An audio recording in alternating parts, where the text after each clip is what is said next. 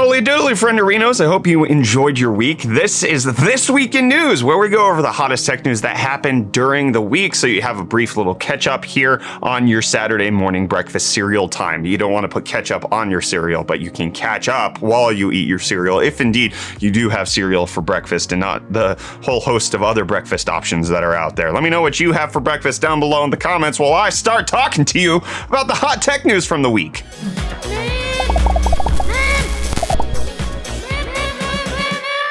In case you want to mine with a PlayStation, it turns out that ASRock is selling these crypto miners that mine Ethereum for only $14,800, but it turns out that the actual processors that are in this might be the PS5 Oberon processors, which appears to be that AMD was just like, hey, these are defunct PS5s.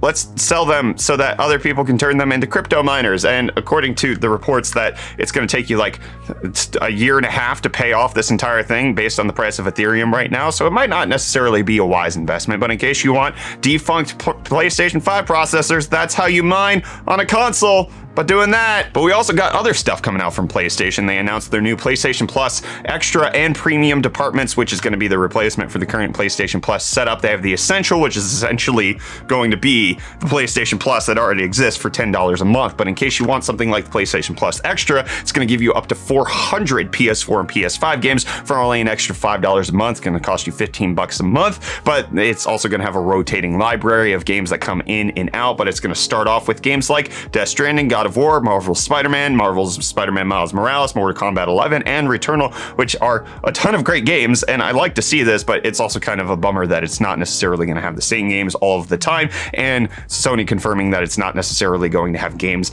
on day one of launch, and them explaining that that would just undermine their entire business model. But then they're also having the PlayStation Plus Premium, where they also add in PlayStation Now aspects where you can stream games over the internet, including PlayStation 3 games, and in case you want to play PlayStation 1, PlayStation 2, and PSP games, you could do that as well, either by streaming or downloading, depending on the game. And that this is how you're going to get backwards compatibility, because Sony didn't want to include that at the very beginning because they're buttholes who wants to charge you monthly for it. At least that's my perspective on it. And my perspective on the GPU market is that it appears to be widening, because we got new reports of GPUs coming out of China this week. The China's More Threads MTT S60 GPU popped up this week. It's something that's been in development for a while by previous NVIDIA engineers, and it has insane features such as supporting OpenCL and GL, as well as DirectX, Vulkan, and most intriguingly, CUDA, which is something that normally you don't find outside of NVIDIA GPUs. So that's a good competitor. They showed it off playing League of Legends, which doesn't give us any indication on its actual performance, but it does indeed, at least according to this, work. And we also got some details coming out about the Fenghua No.1 GPU being made by InnoSilicon, and that it has outstanding performance on the Tongshin UOS operating system, which is a Chinese-based in-house operating system that they're looking to supplant Windows with, and according to reports, the Fenghua No.1 can compete with an RTX 3060 at 4K. But that's not the only GPU widening news we have. According to reports, Asus is slashing the prices on their MSRP of GPUs by reducing the MSRP aggressively across all SKUs, because prices are just going to continue to go down, as well as finding out that reports of pricing out on the open market are the lowest that they've been in over 15 months, being down to just 25% over MSRP, which is lower than it's ever been, at least with the most modern series of GPUs. And then on top of that, it turns out that the US is looking to lift a tariff against Chinese imports of PCBs and other components that come in from China that apply to computer parts, and it could potentially lower the price of certain things such as motherboards and GPUs either from 7.5% to 25%, which is a good decrease. And in case you want to decrease your anxiety, if you get a text message from yourself, it's not really from you. Just answering that right now, because Verizon has a bug. It's if you got a text by yourself and you're on Verizon, just know that somebody's trying to scam you. Don't do it. Verizon's looking into it. They're looking into the bad actors, and they're going to be working with law enforcement to fix all of that. And NVIDIA is going to fix your sagging frame rates, as well as increase the sag in your PC with the RTX 3090 Ti launching this week, coming in at a cool price point of $1999. I actually found that there are some available available for about that price over on Newegg right now, which is not terrible. You've got these big, massive whopper of a GPU, the 3090 Ti Kingpin, coming in with two 16-pin power connectors, which can draw up to 1200 watts depending on what's going on, as well as the Galax Hall of Fame OC Lab Edition, although the theoretical 1200 watt max is actually only 516 watts in practicality. But these are beefy GPUs, 3.5 to 4 slots depending on which edition you get. The Kingpin's only 2 slots, but that's because it has water cooling. So EVGA is actually rolling out an E-leash